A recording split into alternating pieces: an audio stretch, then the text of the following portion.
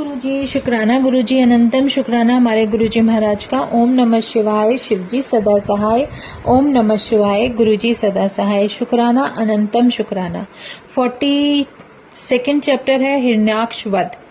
नारद जी बोले, शंखचूड़ का वध सुनकर मुझे जिस प्रकार शिव चरित्र का ज्ञान हुआ, उससे मुझे उसी प्रकार तृप्ति नहीं होती है जैसे मनुष्य अमृत पीकर तृप्त नहीं होता। अतएव हे ब्राह्मण, उस महान शंकर जी के चरित्र और भक्तों के आश्रित उनकी सुखदायिनी लीला को आप मुझसे कहिए। ब्रह्मा जी बोले, जलंधर का वध सुनकर सत्यवती का पुत्र व्यास जी भी ब्रह्मपुत्र मुनीश्वर के यही बात बार बार पूछने लगे थे।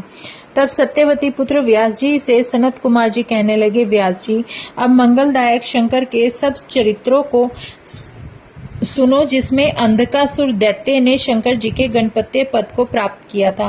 पहले तो शंकर जी से बड़ा युद्ध हुआ, फिर सात्विक भाव से सदैव उनकी प्रार्थना की। यह सुनकर व्यास जी ने पूछा, हे भगवान, यह अंधक कौन था, जिसके कुल में उत्पन्न हुआ था और किसका पुत्र था? ये सब चरित्र रहस्य पूर्वक मुझसे वर्णन कीजिए। वह अंधक तो बड़ा धन्य था जो गणेश्वर हुआ।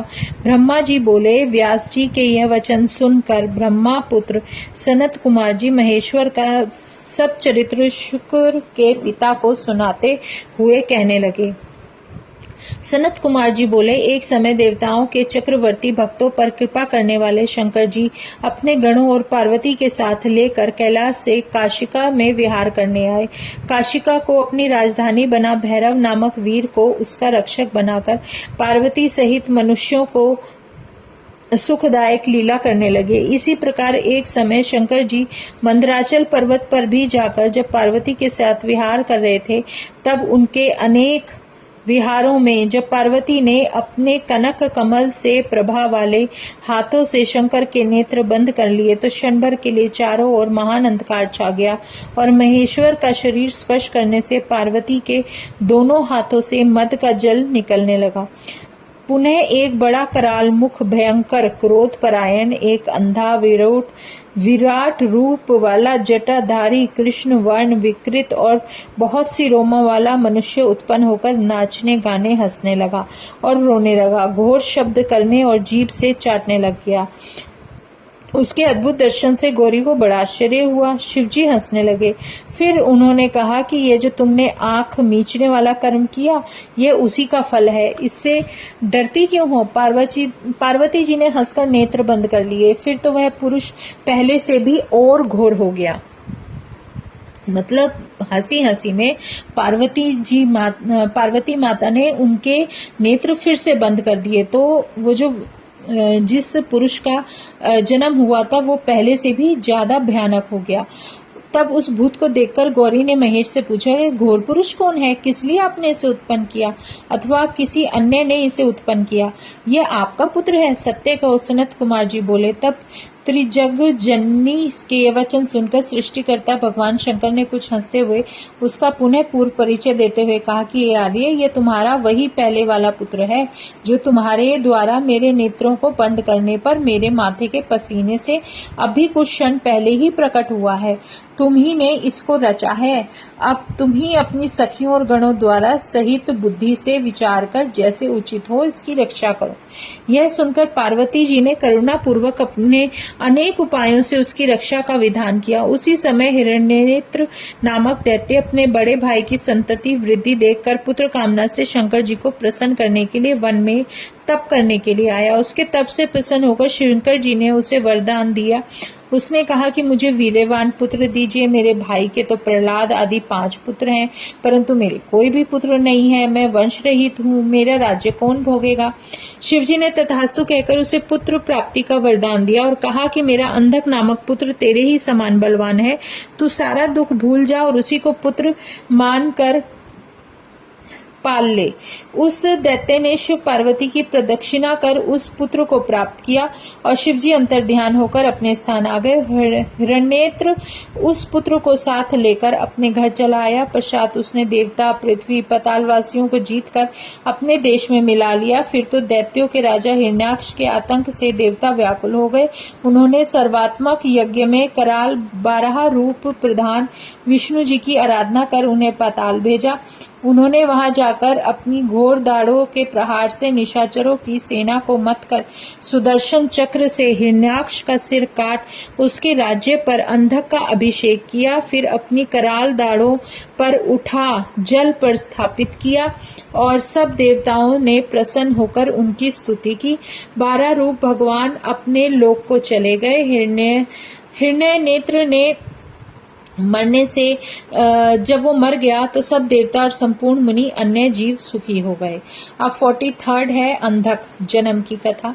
अब अंधक के बारे में पूरी डिटेल बताई गई है। व्यास जी बोले, सनत कुमार जी, जब देवताओं का द्रोही दैत्य मर गया तब उसके बड़े भाई ने क्या किया, मुझे यह सुनने की बड़ी उत्कंठा है। कृपा कर मुझे भी पूरा वृत्तांत सुनाइए। आपको नमस्कार है। ब्रह्मा जी बोले, सनत कुमार व्यास जी के वचन सुनकर शिव जी के चरण कमलों का स्मरण कर बोले, जब आप रूपधारी विष्णु जी के उसके भाई को मार दोगे तो वह हिरण्यकश्यप क्रोध और शोक से युक्त होकर भगवान से वैर करने लगेगा।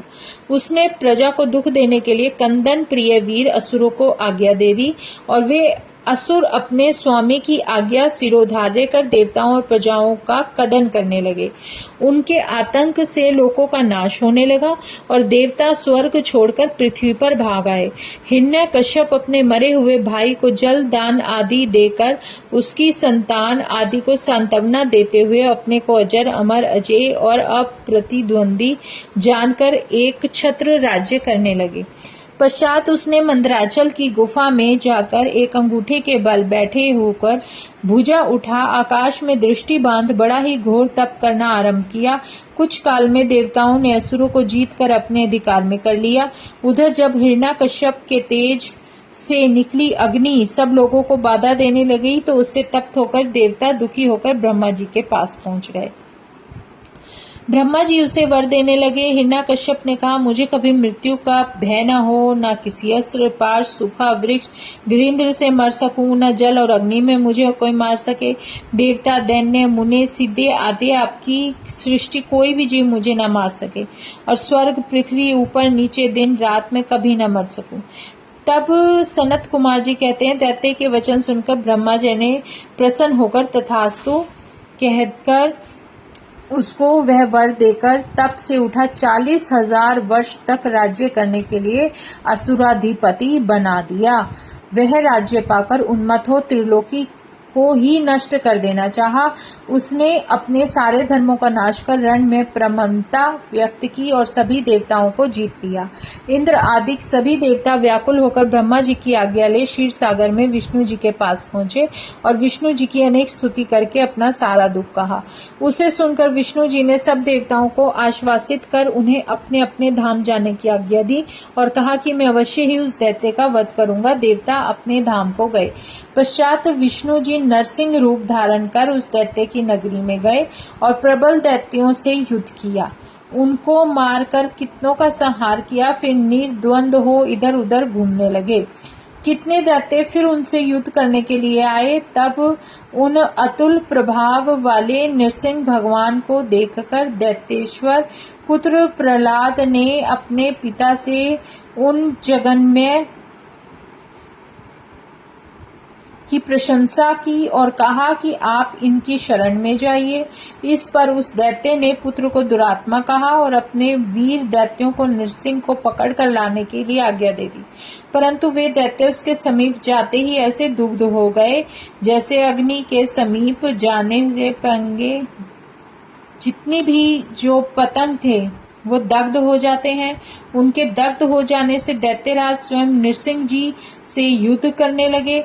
बड़ा युद्ध हुआ परंतु नरसिंह जी के सामने उनकी एक न चली और उन्होंने उसको पकड़कर अपनी जंघाओं पर रखकर उसके मर्म संस्थानों को अपने नखों से विदीर्ण कर दिया और अपने खड़ग रूपी अस्त्रों से उसके हृदय रूपी कमल को उसके जीवन सहित उखाड़ फेंका।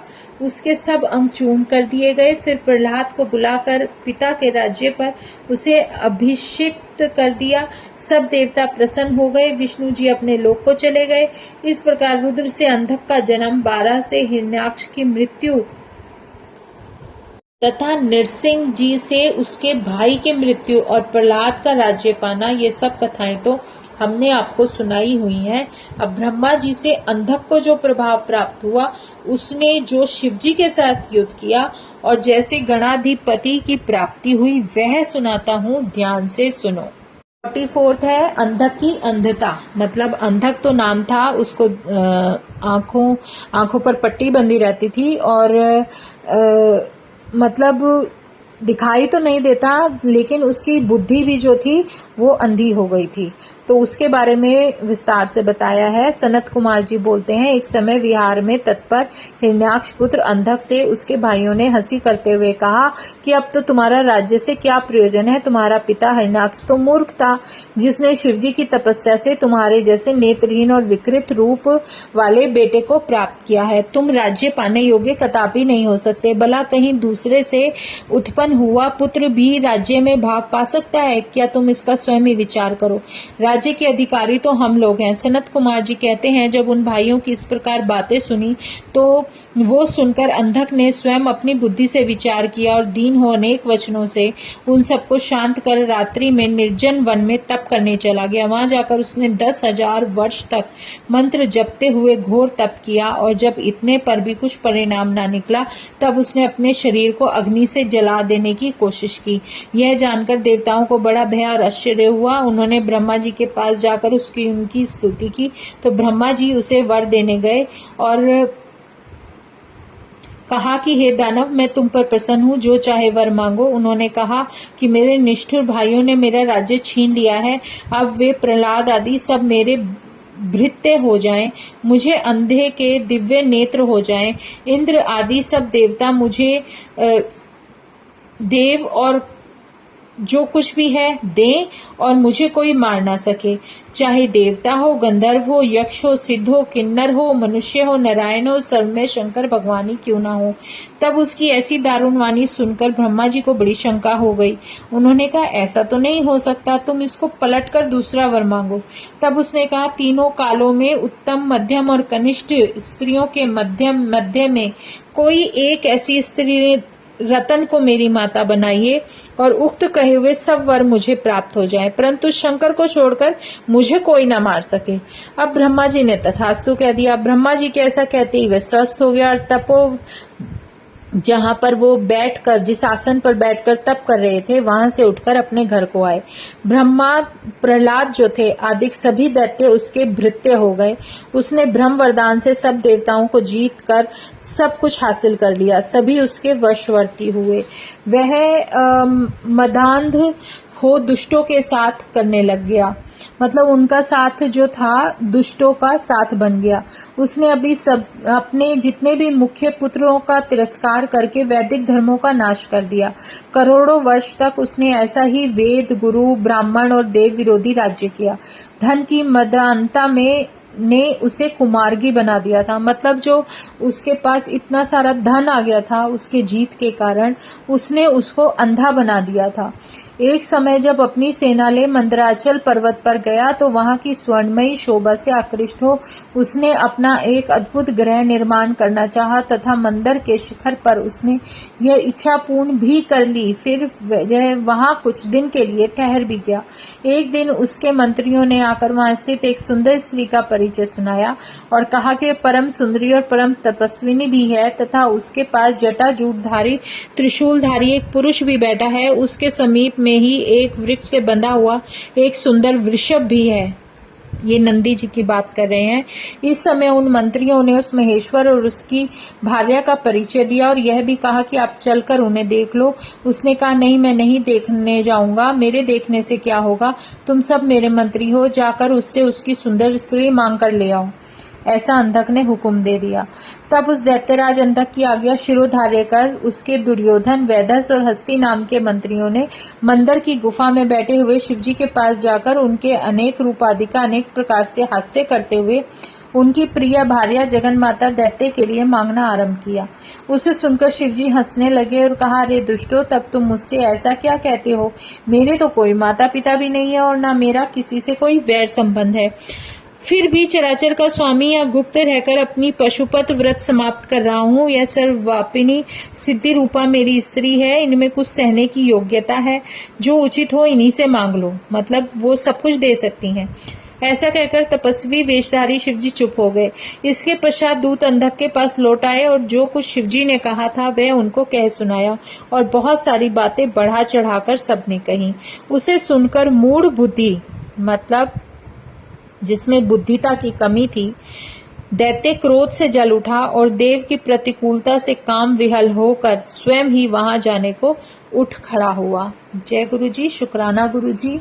अब यहाँ तक हमने 44th चैप्टर, जिसमें अंधक का भी जन्म हो गया, शंखचूड़ का भी हो गया और ये सारा वृत्तांत सुन लिया है। अब आगे इनका युद्ध शुरू हो जाएगा। शुक्राना गुरु जी महाराज का। ओम नमः शिवाय। शिवजी सदा सहाय। ओम नमः शिवाय। गुरुजी सदा सहाय। शुक्राना, अनंतम शुक्राना। जय गुरु जी, जय गुरु जी, जय गुरु जी।